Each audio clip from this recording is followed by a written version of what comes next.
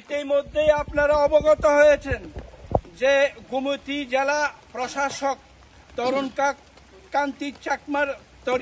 তরিকান্তি চাকমার কর্তৃক মহারাজা তথা এডিসির এআরসিসির চেয়ারম্যান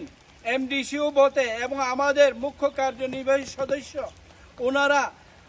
গোমতী জেলার বিভিন্ন সমস্যা নিয়ে গত 1-1.5 মাস ধরে ডিএম গোমতীর সাথে যোগাযোগ করার জন্য চেষ্টা করা হয়, কিন্তু যতবারই যোগাযোগের জন্য মেসেজ দেওয়া হয় উনি রিপ্লাই দেননি। শেষ পর্যন্ত ওনার সাথে দেখা করতে গিয়ে যেভাবে হয়রানি করেছে মহারাজাকে, যেভাবে আমাদের চিফ এক্সিকিউটিভ মেম্বারকে না দেখার একটা বান করেছে, মহারাজাকে ডিনাই করেছে, ওইটা আমরা কনডেম করি। আমরা আগামী দিন একে নিয়ে বৃহত্তর আন্দোলনে যাওয়ার একটা প্রস্তুতি আমরা নিয়েছি। আপনারা নিশ্চয়ই অবগত হয়েছেন গত 2-3 দিন আগে আমাদের সারা ত্রিপুরা রাজ্যের ওয়াইটিএফ সেন্ট্রাল কমিটি থেকে আলটিমেটাম দেওয়া হয়েছে 96 ঘন্টার মধ্যে যদি রাজ্য সরকার তথা মাননীয় মুখ্যমন্ত্রী ডক্টর মানিক সাহাজি